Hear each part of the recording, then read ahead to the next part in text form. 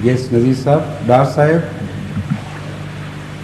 I just want to make one observation, sir, about Masjid Aqsa. I think it is either in one of our books or somewhere else I have studied that when Hadhrat Umar Raziallahu Ta'ala Anhu entered Palestine, and when question of building of Masjid Aqsa came, that site was a rubbish heap.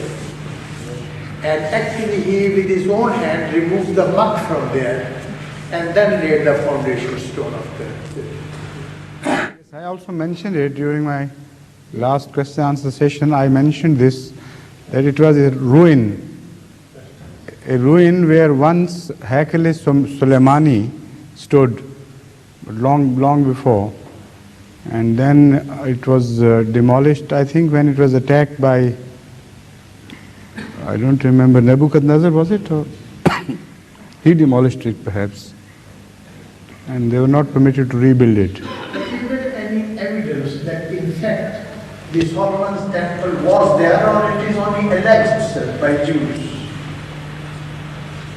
What sort of evidence would you require in this regard? Some historical, something in the books, or... This is a historical evidence. The books, the Jewish books, mention this, that this is a place, this is a very sacred place where Hazrat Solomon's temple was built. Also, according to their traditions, this was the very first house of God. The quality which we attribute to Mecca, they attribute to this place.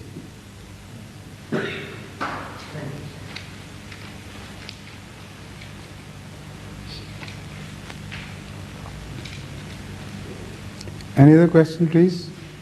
Yes, Dr. Majid Sahib.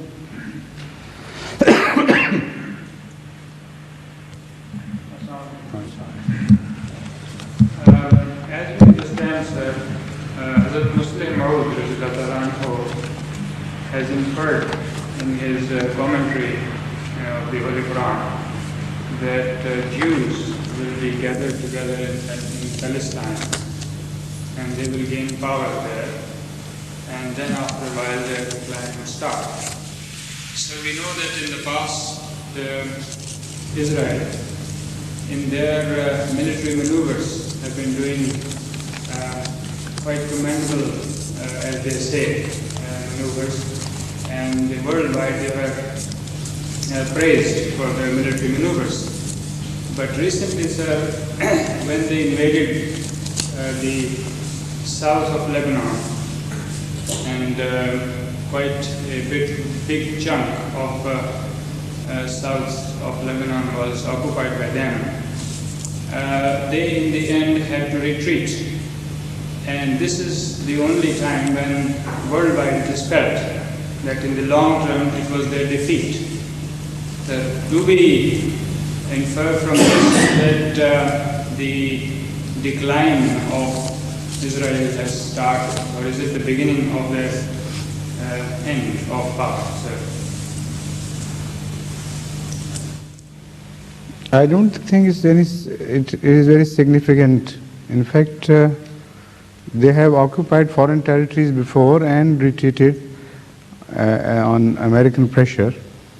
Once before too, they occupied Sinai for quite a while, and then under American pressure they withdrew from there ultimately.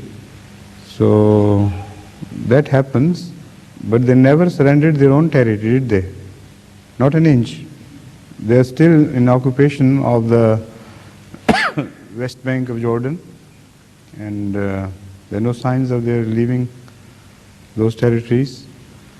And also they have not changed their anti-Muslim policy a jot. They still mercilessly kill the Palestinian freedom fighters and so on.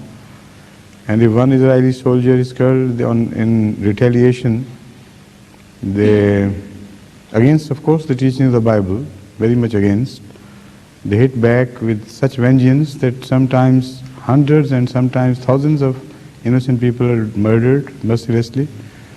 So there is no change whatsoever which you can say declare a hopeful change, nor there are any positive signs of their weakening. In fact, they make a part of the American defense system in the Middle East, and they consider them as the most dependable force. And they are arming them with the most modern weaponry. So that time I don't think is near at sight, near to, I mean, maybe it will have to wait until the World War III for that prophecy to be fulfilled.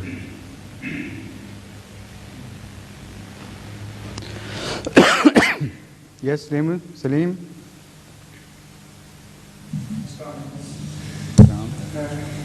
My question is that many prophets are called by the name of Khalifa.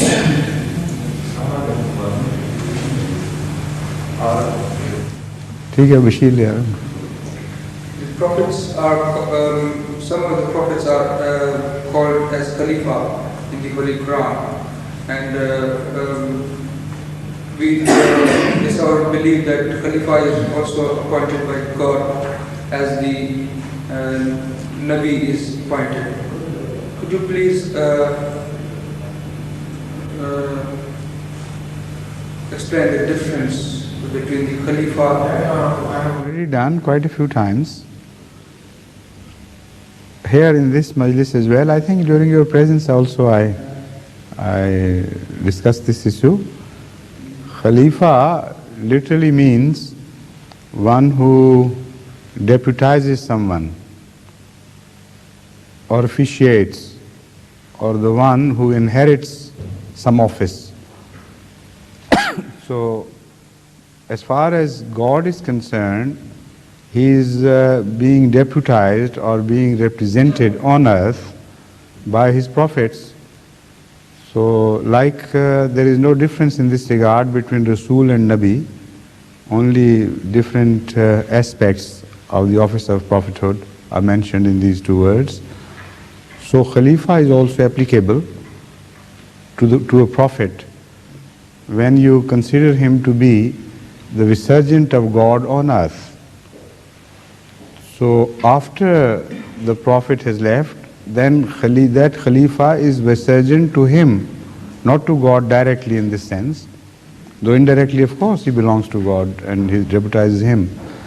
But there is this difference of rank and order, and in that order, Prophet is the first caliph on earth made directly by God, and then comes a caliph who is caliph to the Prophet appointed by God. I mean, the Khalifa doesn't come in the category of the Nabi. No, not at all. That Khalifa who is the deputy to God, he is not a Nabi. But that Khalifa who is deputy to God himself directly, of course that is Nabi. Yes, please, because you have been quiet for some time, now I can permit you to ask 2 or 3 questions together, yes? In the speech of Jalsa Salana about Adl and Ihsan, Huzur has mentioned that there is a prophecy in Quran that those who are strict and loyal to their faiths, they will be rewarded. And one of the Sahabi asked Huzur Sallallahu Alaihi Wasallam that, well, what's our reward? Huzur said, it is your reward that you accepted Islam. And now in nowadays, many people belonging to different religions, there may be many who are loyal and stick to their respective religions, and some have died and they have not accepted Islam.